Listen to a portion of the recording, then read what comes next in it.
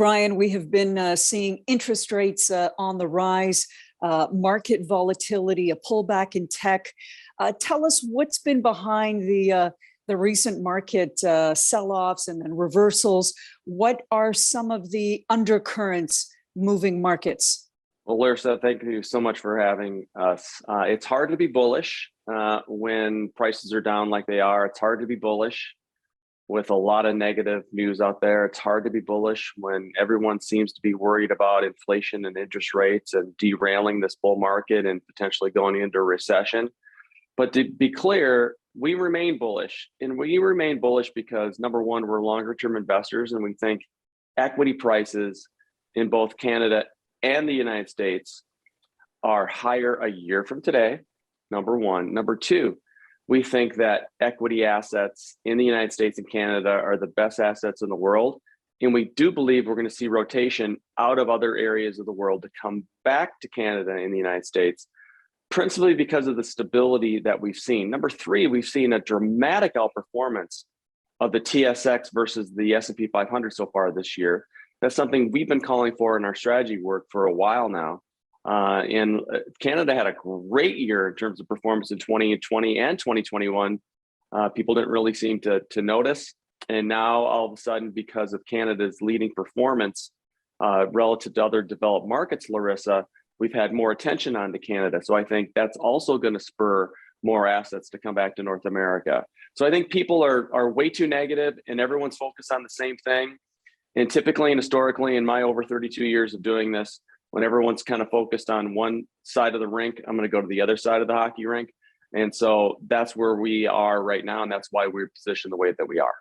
We'll get into some of the elements that you had just mentioned, but let's talk about what's happening this week, specifically the Fed. The team at BMO has suggested that you expect the Fed to go up 50 basis points this week, 50 basis points in June. And then you've kind of left it off and suggested that inflation hasn't peaked just yet. Well, there's a very good chance that inflation has peaked. We just don't know it quite yet because remember, a lot of the inflation data is backward looking. And if you take a look at the month over month changes in certain inflation measurements, whether or not CPI, core CPI, even PCE that came out this week, we're starting to see month over month kind of peaks in that. So the rate of change, we believe, is actually, there's a very good chance that it will start to slow and inflation could start to roll over pretty dramatically in the summer. So in the context of what the Fed must do, the Fed has to kind of get back into this neutrality zone of interest rates. And so our great economics team at BMO is still saying 50 basis points this week, obviously the May meeting, 50 basis points the next meeting in June. Doesn't mean that they're going to be done raising rates. They may change their tune with respect to inflation. A lot can happen between now and then. Remember, inflation went up pretty fast. And in our view, it could actually decelerate pretty quickly as well. You mentioned that you still are very bullish on stocks in Canada, stocks in the US. You take up this contrarian position. But when you look at that picture in the US, companies like Amazon and Netflix tell a very different story. You know, they do. So let's talk a little bit about both those because I think they're very different companies, but they serve kind of different meanings for the market too. So Netflix is in the communication services sector. We continue to believe that Netflix is the premier content provider, and we like to own brands and great operators longer term. Obviously, they've been hurt with some subscriptions going away. 700,000 of them, by the way, were from Russia, so they could come back at some point. I think a lot of people are missing that. But I still think the 3 C's of communication services, our theme for that sector is cash, content, and cannibalism. I think there's going to see continued mergers and acquisition activity within communication services over the next few years. But Netflix by far is the best name. I believe that it's the Kleenex of streaming. On to Amazon, never, ever, ever bet against the US consumer. Amazon is the largest stock in terms of size with respect to market cap in the S&P 500 consumer discretionary sector. If you take a look at their backlog items with respect to their cloud service, it's very strong. They've had some logistic issues near term, partially because of commodity prices going up, but also they're dealing with some of the noise surrounding labor issues. So we still think that Amazon is a great proxy for what's happening in the economy. And if you take a look at Amazon's underlying fundamentals, they remain very strong. So again, with the U.S. economy being U.S. economy being 2/3 of the consumer, never bet against the U.S. consumer.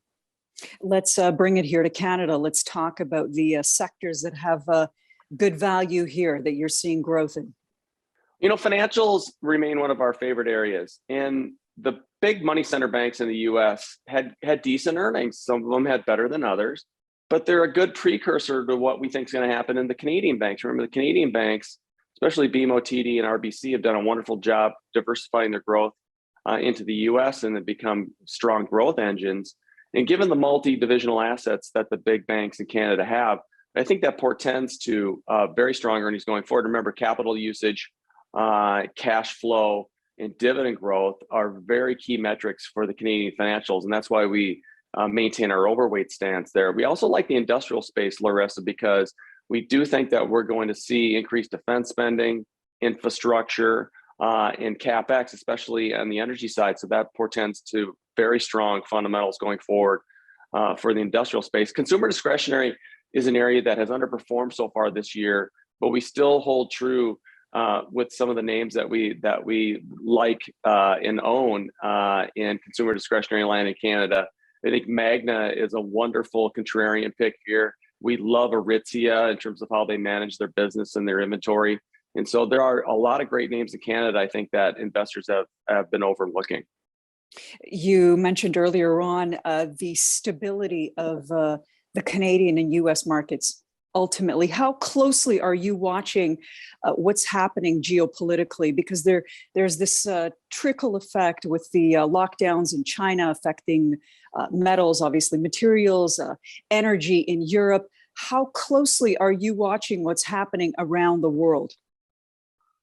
Well, Europe has been a declining asset for over 20 years in terms of its importance with respect to global GDP. And they just can't seem to get out of their own way in terms of growth. And now they have this other kind of headwind coming in terms of energy prices. And so we think European equity assets are going to continue to be quite volatile. Doesn't mean you should sell all your Europe stocks. You should be very specific, and please reach out to your relationship manager what that means for your portfolio. But I think the same holds true for what's going on in China. Now, remember, China's problems have not been just going on since the pandemic. They've been going on for several years before that. The Shanghai index has dramatically underperformed for a decade. And so it should come as no surprise that we're seeing fundamental volatility there. So I think that volatility will bring investors back to good old-fashioned Canadian names and U.S. names, whether or not it's Couche-Tard or RBC, or Bank of America and Amazon and Lulu in the U.S. Brian, lastly, a few-part question for you. What's going to knock off your forecast in the second half of the year? What's going to knock the Fed off track? What's going to knock the Bank of Canada off its course? Well, Bank of Canada has been pretty aggressive with respect to what they're doing. Canadian stocks and the Canadian stock market and the economy, kind of follow through what the Fed's doing, not so much the Bank of Canada, especially the stock market, I should say. The Fed, if this inflation fears in reality last into the fall, the Fed may have to be even more aggressive following these 250 basis point interest rate increases that we are calling for at BMO. I think the likelihood of that is low. I think the market is not discounting a potential quick end to this war in Europe. I think that could be a major positive that the markets are not kind of putting into themselves. I think the market right now is positioned for the downside, but not for the upside. And typically when we've seen that in our career, we see some sort of a squeeze to the upside. With respect to our forecast, we will adjust when we think we need to adjust. We still believe that earnings are going to be a lot stronger than everybody thinks the second half of the year. And when we talk to a lot of our private companies that we talk to on the commercial banking side, they're ready to grow. They want to spend money. And I think that portends very well for the overall economy, both in the United States and Canada.